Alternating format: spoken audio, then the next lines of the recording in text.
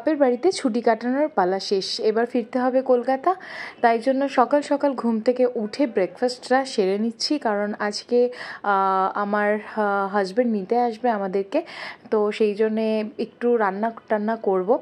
তো সেই জন্য সকাল সকাল ব্রেকফাস্ট সেরে নিচ্ছি, আর এখানে আনায়াকে খাওয়াবো।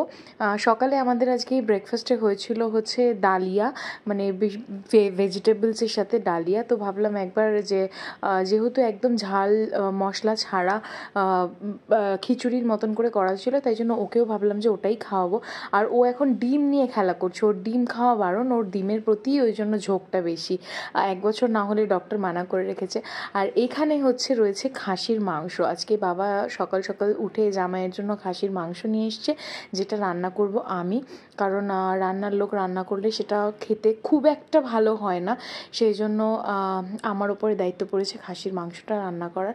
কড়াইয়ে পেঁয়াজ ভাজতে দিয়ে দিয়েছি, মিক্সি জারে ছিল হচ্ছে টমেটো পিউরি, আর বাটিতে এখানে রয়েছে আদা পেঁয়াজ রসুন বাটা, আর এখানে খাসির মাংস ধুয়ে রাখা রয়েছে। তো রান্না আর পাশে ছিল হচ্ছে আলু ভাজা। তো রান্না একটু একটু করে সারছি, আর গিয়ে গিয়ে দেখে আসছি কে কী করছে না করছে। তো মামাকে ঘুম পাড়িয়ে রেখে আমি রান্নাটা করছিলাম, কারণ ওকে নিয়ে খুব অসুবিধা হয়ে যায়, যেহেতু এখনও হাঁটতে চলতে পারে না, কোলে নিয়েই ওকে সব কিছু করতে হয়। তো ওকে এখানে ঘুম পাড়িয়ে রেখে আমি রান্নাটা সারছিলাম। এদিক ওদিক করতে করতে চলে আসলাম আবার রান্নার দিকে। পেঁয়াজ ভাজার পরে মাংসগুলো আমি পেঁয়াজের মধ্যে দিয়ে দিলাম। দেওয়ার পরে হঠাৎ আমার মনে পড়েছে যে টক দই নেই, আর ইনি হচ্ছেন আমার জ্যাঠতো দাদা, মানে আমার ছোটদা। তো এসে বলল যে একটু মাংসে টক দই দে, তাহলে পরে খেতে আরও ভালো হবে। আর মামামও এর মধ্যে উঠে পড়েছিল, তাই আমি ওকে বললাম যে তুই যা গিয়ে টক দই নিয়ে আয় দোকান থেকে, ঘরে এক ফোঁটাও টক দই নেই। তো ও গিয়ে নিয়ে আসলো টক দই। তারপরে দেখো এখানে মাম্মার কত খুশি, ওকে নিয়েই আমি রান্না সারছি। তারপরেই আমার মনে হলো যে ওকে ফল খাওয়ানো হয়নি, তাই জন্য এখানে বেদানার রস করলাম, করে আবার ওকে খুঁজছি, দেখি নেই। তারপরে দেখি বাবার সাথে বাইরে থেকে ফিরছে, মানে ও কখন যে কার কোলে চেপে কোথায় ঘুরতে চলে যায় আমি টেরই পাই না। কখনো দাদুর কোলে চেপে চলে যাচ্ছে, কখনো মামুর কোলে চেপে চলে যাচ্ছে, কখনো ছোটো দিদুনের কোলে চেপে চলে যাচ্ছে। আমি ওকে শুধু সারাদিন ধরে খুঁজতেই থাকি যে তুই কোথায়, ডাকলেও খুঁজে পাই না। তো ওই যাই হোক, ফলের রসটা করে নিয়ে ওকে ডাকাডাকি করতেই দেখি বাইরে থেকে বাবার সাথে ফিরছে। তো এখানে ওকে আমি এখন খাওয়াচ্ছি হচ্ছে বেদানার রস। তো ওই ঘুম থেকে ওঠার পরে সকালবেলা ব্রেকফাস্ট করার পরে একটা ও ছোট্ট ন্যাপ নেয়, ন্যাপ নেওয়ার পরে ও ফলের রসটা খায়। এক একদিন এক একটা ফলের রস ওকে আমি দিই, মানে সব দিন যে রস দিই তা না, যেহেতু বেদানাটা গোটা গোটা গলায় আটকে যেতে পারে, সেই জন্য বেদানাটা রস করেই দিই, আর বাকি ফল গোটাই ও খায় এখনও। তো যাই হোক, আবার ফিরে আসলাম মাংসের দিকে, দেখি কতদূর কী হয়েছে। তো ঢাকা দিয়ে ঢেকে রেখে গেছিলাম। তো এখানে তেল অনেকটা ছেড়ে দিয়েছে, আর তোমরা দেখতেও পাচ্ছ যে কালারটাও কত সুন্দর চলে এসেছে। এত কিছুর মধ্যে না মাঝে মাঝে মায়ের কথা ভীষণভাবে মনে পড়ে, মানে এত কিছুর পরেও বাড়িতে যেন মনে হয় মাঝে মাঝে একদম প্রাণহীন। যদিও বাবা রয়েছে, তবুও মা ভীষণ প্রাণোচ্ছল প্রকৃতির ছিল, বাবা একটু চুপচাপ প্রকৃতি। এই একটা অভাব সারা জীবন আমার থেকেই যাবে। এইখানে বসে বসে মাম্মা দেখো ছোটো দিদুনের সাথে গল্প করছে আর আড্ডা দিচ্ছে, আর দাদু এখানে অবজারভেশনে বসে রয়েছে যে সব ঠিকঠাক আছে কি নেই। তো যাই হোক, দুপুর হতে না হতে ওর বাবা চলে এলো, আর এই যে পাপাকে দেখে ও কিন্তু ঘুমোচ্ছিল, ওকে আমি খাইয়ে দাইয়ে ঘুম পাড়িয়ে রেখেছিলাম, কিন্তু পাপাকে যেই দেখেছে অমনি জানি না কী করে কি বুঝে যায় ও সবসময়, ওর পাপা ঘরে ঢুকলেই ও বুঝে যায় যে পাপা এসছে। ঘুম থেকে উঠে এবার আর কাউকে চেনে না, না মামুকে চেনে, না দাদুকে চেনে, না মাম্মাকে চেনে। তো এটাই আমরা দেখছিলাম যে কারোর কোলে যায় কিনা। তো না, যাই হোক, এসছে, মানে এইটুকু মান রেখেছে মায়ের। তো তারপরেই বসিয়ে দিলাম ওকে খাবার খেতে, কারণ আমাদের হাতে একদম সময় ছিল না। আমরা 4টে সাড়ে 4টের মধ্যেই বেরিয়ে যাওয়ার আমাদের প্ল্যান ছিল, আর ওর আস্তে আস্তে 3টে সাড়ে 3টে বেজে গেছে, নাকি রাস্তায় অনেক বেশি জ্যাম ছিল বারাসাতের দিকে। তো সেই জন্যই দেরি হয়ে গেছে। আর আমি ওকে জিজ্ঞেস করছিলাম কেমন হয়েছে, ও আমাকে বলছে খুব বাজে হয়েছে খেতে।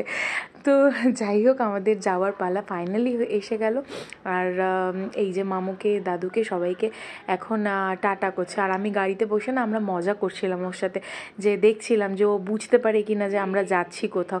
তো ওরা বলছে যে না তোকে রেখে দেবো, আর আমরা বলছি যে ঠিক আছে আমরা চলে গেলাম, টাটা। তো ও আমাদেরকেই টাটা করছিল। তো যাই হোক, ফাইনালি আমাদের যাওয়ার সময় চলে এসছে। আর এই সময়টা সত্যি মনটা খুব খারাপ লাগে, কারণ বাবা মা চলে যাওয়ার পর থেকে বাবা একদম একা, আর বাবাকে ছেড়ে চলে আসতে খুবই খারাপ লাগে। মানে এখন সত্যি কথা বলতে আমার থেকেও মাম্মামের জন্য বাবার বেশি মন খারাপ হয়, ওকে তো ছেড়ে থাকতেই পারে না, মানে নাতনি অন্তঃপ্রাণ হয়ে গেছে এখন একদম। তো জানি সব দাদুদেরই একই অবস্থা। তো আমরা ওখান থেকে বেরিয়ে সোজা চলে গেলাম আমার ননদের বাড়ি, মানে আকাশের পিস্তত দিদি। তো তার বাড়িতেই আমরা সোজা চলে গেলাম। সেও একদম ছাড়ার পাত্রী নয়, আগে থেকেই ফোন করে বলে রেখেছে যাওয়ার সময়, আমাদের বাড়ি তার বাড়ি নৈহাটি, তো যাওয়ার সময় বলে রেখেছে যে আমাদের বাড়ি হয়ে কিন্তু যেতেই হবে। আর একে যে দেখছো এটা হচ্ছে আমার ননদের ছেলে, ভীষণ ভীষণ ভীষণ ফ্রেন্ডলি। তো আমি তো গিয়েই সবার আগে উঠে গেছি ওপরে, বাবা মেয়ে সব নিচে আড্ডা দিচ্ছে, আমি চলে গেছি ওপরে। তো ওখানে গিয়ে এই যে এখানে এখন পিশোর কোলে চেপে ওপরে উঠেছেন তিনি। দেখো এখন দেখে মনে হচ্ছে ওকে কিচ্ছু জানে না, কিচ্ছু চেনে না, কাউকে বুঝতে পারছে না, পিপিকেও চেনে না, পিসোকেও চেনে না, কাউকে চেনে না। তো আমরা ওখানে পৌঁছতে 6টা 6:30 মতন বেজে গিয়েছিলো। আর মামামের বিকেলের খাবারের টাইম হয়ে গেছিলো, তো ওই জন্য ওর খাবার আমরা রেডি করছিলাম। আর এই যে চকলেট, দাদা এসেই সবার আগে দাদার হাত থেকে চকলেট নিয়ে নেওয়া হয়ে গেছে, বল নিয়ে নেওয়া হয়ে গেছে, মানে একদম ভিআইপি ট্রিটমেন্ট চলছে। তো তারপরেই জামাইবাবু চলে গেল বাজারে আমাদের জন্য কাটলেট আর চিকেন কাটলেট আর কী ছিল ফিশ কাটলেট, এইগুলো সব নিয়ে আসতে। তারপরে আমরা সবাই মিলে কাটলেট খেলাম। আর পাপা এই যে পাপা একটা চকলেট দিয়েছে, দাদা একটা চকলেট দিয়েছে, মানে চকলেটের বাহার, অথচ একটা মানে চকলেটের টেস্টও এখনও সে জানে না। তো সবাই জানি চকলেটগুলো কার পেটে যাবে, আমার পেটেই যাবে অবভিয়াসলি। তো মেয়ের নাম করে এখন আমি নিচ্ছি। আর এই যে দেখো এখানে শুরু হয়ে গেছে হচ্ছে ভাই বোনের ইয়ার্কি। তো এখানে মাম্মাকে দেখিয়ে এরা মজা করছিল যে দেখ আমি তো পাপাকে নিয়ে নিচ্ছি।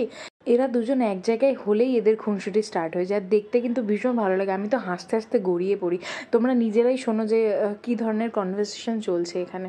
যা যা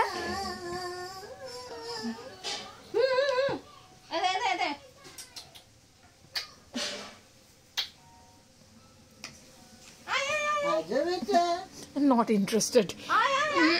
दीदी का मुड़ी पे इंटरेस्टेड। আমার পাপা बेटा रानी না আমার বাবা আমার পাপা না আমার পাপা আমার পাপা জিজানি মার খাবে আমার বাবা বলে না আমার পাপা সোনা না আমার পাপা সোনা ওরা আমার বাবা বলে আজ না বাবা ঝগড়া করছে बेटा আমার পাপা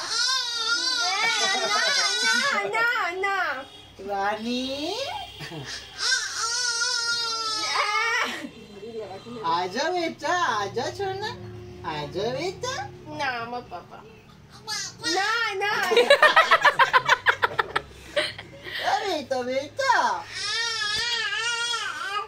আমার পাপা रानी পাপা পাপা रानी পাপা আমার आजा बेटा আমার পাপা। সন্ধেবেলায় চিকেন কাটলেট ফিশ কাটলেট সব কিছু ভালো করে খেয়ে দিয়ে আমরা বেরিয়ে পড়লাম বাড়ির উদ্দেশ্যে। 8টা 8:30 বাজে। আর এখানে দেখতে পাচ্ছ যে বালি ঝাড়াঝাড়ি চলছে। এটা হচ্ছে চাকদাতে যখন ও ঢুকেছিল গাড়ি নিয়ে, তখন ওর গাড়িতে বালি উঠে গেছিলো, সেই বালি এসে নৈহাটিতে ঝাড়া হয়েছে। তো এই হচ্ছে অবস্থা। তো হ্যাঁ, বেশ অনেকটা রাত হয়ে গেছে, আমাদের এখন বিদায় নেওয়ার পালা। তো আমরা এই টাটা করছিলাম, ওরা সবাই মিলে নিচে চলে এসেছিলো, নিচে এসে সবাই টাটা করছে। এখন বললাম যে এখন আসলে থেকে সুদ সবার এত বেশি প্রিয় হয়ে গেছে, এখন ওকে আর ছাড়তে কেউ চায় না, না পিপি না দাদু না কেউ ওকে ছাড়তে চায় না। তো ওখান থেকে আমরা বেরিয়ে সোজা চলে এলাম দাদা বৌদি বিরিয়ানি দোকানে। ওখান থেকে বিরিয়ানি নিয়ে আমরা বাড়ির দিকে রওনা দিলাম, তার কারণ অনেকটা রাত হয়ে গেছিলো, রান্নার লোকের আসার আর উপায় ছিল না। আর আমিও বাড়ি গিয়ে কী রান্না করব না করব সেই ভাবতেই ও বললো যে ঠিক আছে দরকার নেই, যখন আমরা দাদা বৌদির পাশ দিয়েই যাচ্ছি তখন বিরিয়ানি নিয়ে নেওয়াটা খাওয়াটাই বেস্ট। আর আমার তো বিরিয়ানির নাম শুনলে আর অন্য কিছুর কথা মনে পড়ে না, তো সেই জন্যে বললাম যে ঠিক আছে নিয়ে নাও। তবে দাদা বৌদির বিরিয়ানি খাওয়া মানে কিন্তু নিজের পেশেন্স চেক করা। আমরা ব্যারাকপুরের দোকান মানে দাদা বৌদির বিরিয়ানির দোকানের পাশ দিয়ে গিয়েও ওখানে কিন্তু আমরা দাঁড়াইনি, কারণ ওইখানে যে 10 হাত লম্বা লাইন আর তার সিকিউরিটি গার্ড দাঁড়িয়ে সেই লাইন কন্ট্রোল করছে, এটা দেখার পরে আমি ওকে বললাম যে জাস্ট তুমি চলো এখান থেকে, মানে এইভাবে আমি খাবো না, রাত্রিরে না খেয়ে শুয়ে যাবো তাও ভালো বাবা, এত পোষায় না। তো এখনকার মতন এই পর্যন্তই, দেখা হচ্ছে খুব তাড়াতাড়ি নেক্সট ভিডিওতে। জানি এখন ভিডিও খুবই কম আপলোড করা হচ্ছে, কারণ আনায়া এতটাই ছোট ছিল যে ভিডিও রেকর্ড করা খুব মানে টাফ হয়ে যাচ্ছিলো। তবে এখন একটু বড় হচ্ছে আর এখন থেকে ট্রাই করবো রেগুলার বেসিসে ভিডিও আপলোড করা। তো আজকের মতন টাটা।